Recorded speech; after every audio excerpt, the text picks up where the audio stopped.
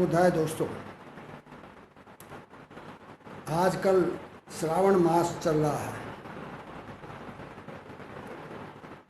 तो ऐसा ब्राह्मणी ग्रंथों में कहीं पर लिखा हुआ तो नहीं है, क्योंकि अब से 30 साल पहले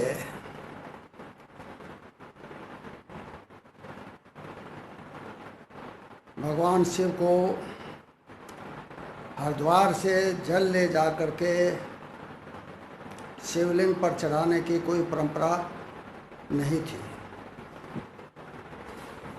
मेरठ में एक पूरा महादेव मंदिर है, वहाँ के लोग ज़रूर आते थे 2-4 की संख्या में, और वो जल ले जा कर के शिव मंदिर में चढ़ाते थे।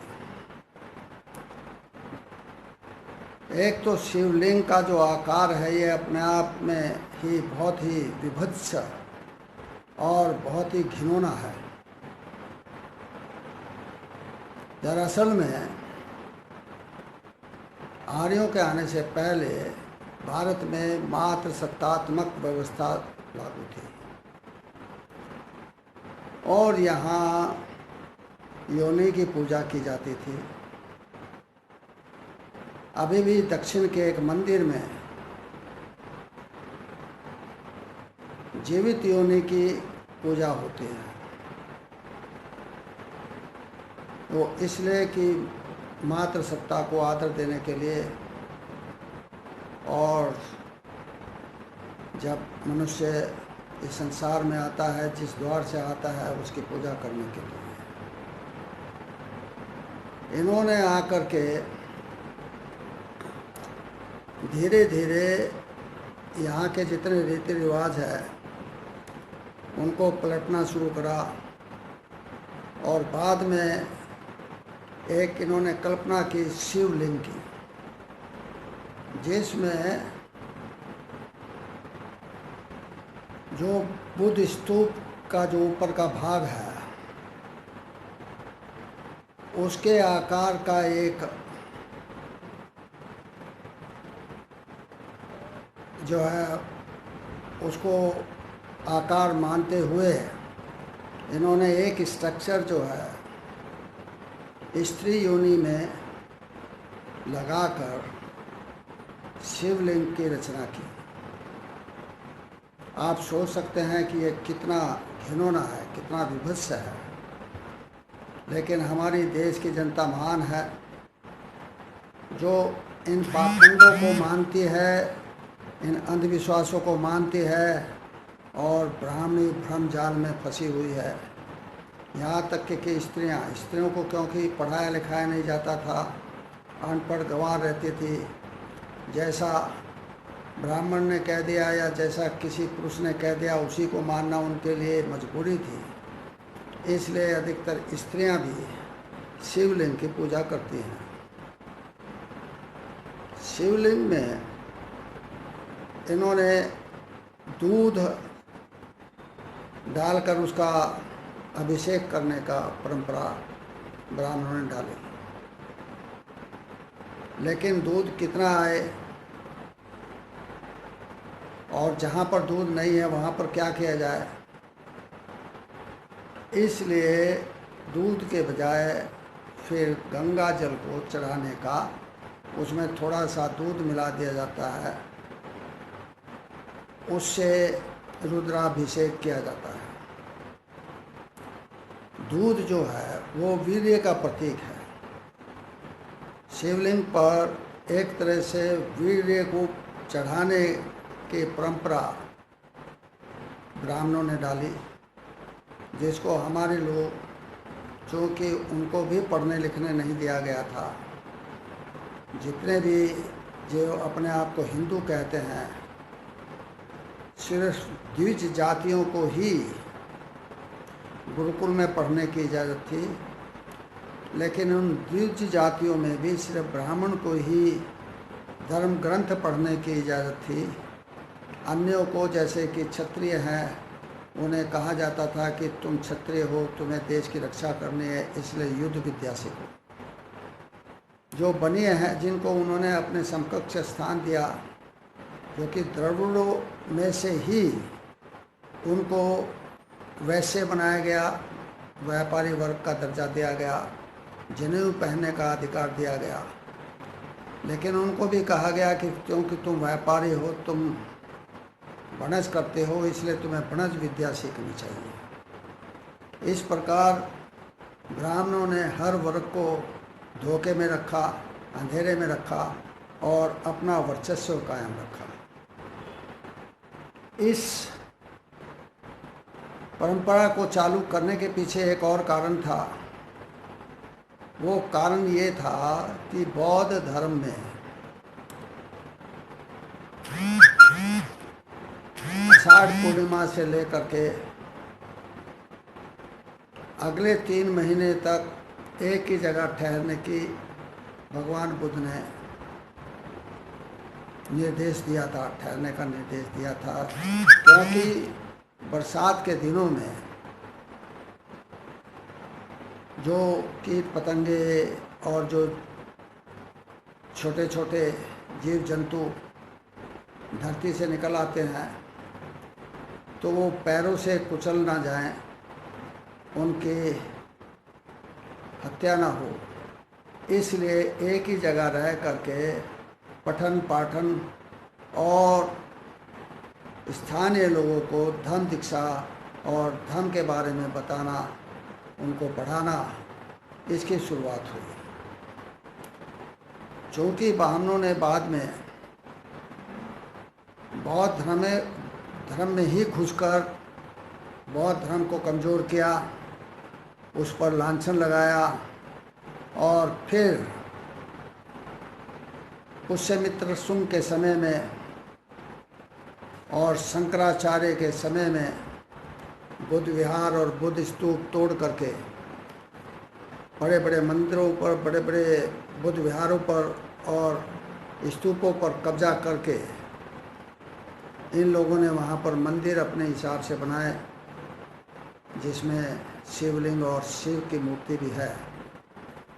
शिव की मूर्ति को इन्होंने भगवान बुद्ध की मूर्ति को ही अलग तरीके से घड़कर बनाया हुआ है। सिर पर जटा रख दी, क्योंकि भगवान बुद्ध के सिर पर वो बीच का सिर उभरा हुआ था और वहाँ पर जटा थी, एक तरह से बाल थे। तो इस हिसाब से उनको वहाँ उन्होंने जटाएं बनाई, वहीं पर गंगा को अवतरित किया, ऐसा दिखाया गया। वहीं पर चंद्रमा बनाया और वहीं पर सांप भी बनाया। ये इस तरह का अलंकरण करके इन्होंने शिव मूर्ति को रूप दिया और उसको अपने मंदिरों में पूजा करने का प्रावधान किया। उसी परंपरा को हमारे लोग, यानी कि अन्य जातियों के लोग, द्विजों से हटके मानते हैं, पूजा अर्चना करते हैं और भ्रम जाल में फंसे हुए हैं। भ्रम जाल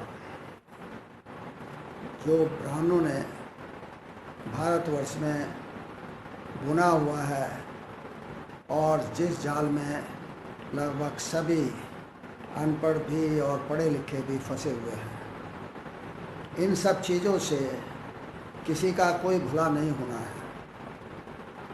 आज के युग में कोरोना ने ये साबित कर दिया कि भगवान नाम की कोई चीज़ नहीं, ईश्वर नाम की कोई चीज़ नहीं है, देव नाम का कोई चीज़ नहीं है।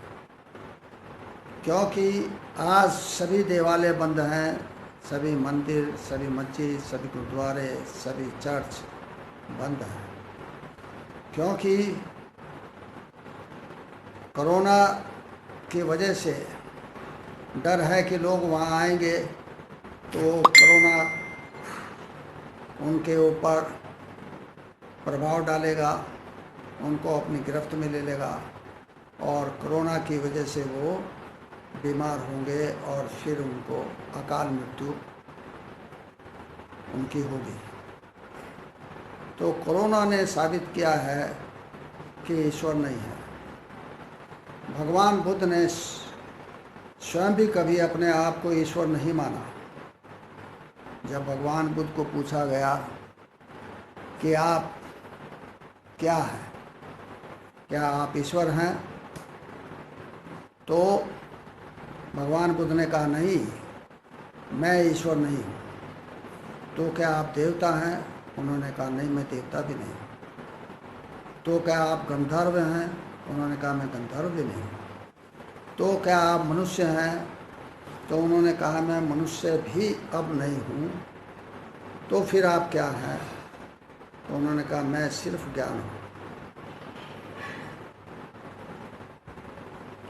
I am the abode of knowledge। तो नॉलेज के शिखर पर है भगवान बुद्ध। उन्होंने सभी को कहा कि सिर्फ मेरे बताए रास्ते पर चल के अपना कल्याण करो। अगर तुम समझते हो कि मेरे द्वारा तुम मोक्ष प्राप्त हो जाओगे, जन्म मरण से छूट जाओगे, या तुम्हें कुछ विशेष प्राप्ति होगी, तो ये गलत है। ऐसा कुछ नहीं होगा। मैं तो एक नाव के समान हूँ। नाव में बैठ करके तुम उसे नदी के उस पार ले जा सकते हो। लेकिन एक बात ध्यान रखो कि जो मैं कह रहा हूँ उसको वैसे के वैसे ही श्रद्धावश मत मान जाओ, बल्कि उसका परीक्षण करो, उसका मनन करो, चिंतन करो, उसे समझो।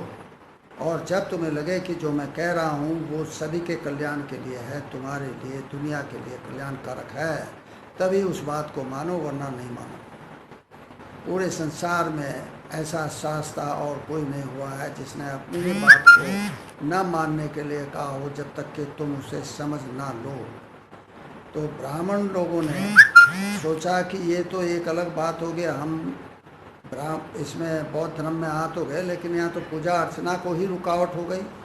अब जब पूजा अर्चना नहीं है तो हमें दक्षिणा कहाँ से मिलेगी, हमारा भरण पोषण कैसे होगा। तो इन्होंने बौद्ध धर्म को खंडित करने का काम करा, बौद्ध धर्म को मिटाने का काम करा, और फिर उसमें नए नए तरीके से आविष्कार करके, कल्पनाओं के द्वारा नए नए मन घड़ंत देवी देवता, जिसमें भगवान शिव भी एक है, उनको गढ़ा गया और उनकी पूजा अर्चना आम लोगों से कराई गई। तो श्रावण मास सिर्फ इसलिए है कि आप एक जगह रह करके धर्म का, बौद्ध धर्म की पुस्तकों का पठन पाठन करें, अपने आप भी उन्हें समझें और दूसरों को भी समझाएं। इसलिए आपको ब्राह्मणवाद के भ्रम जाल में नहीं फंसना चाहिए, इससे छुटकारा लेना चाहिए। जितने जल्दी आप इससे छुटकारा लेंगे उतनी जल्दी आपका भी कल्याण होगा और देश का भी कल्याण होगा। जय भीम, नमो बुद्धाय। आपका मंगल हो, आपका कल्याण हो।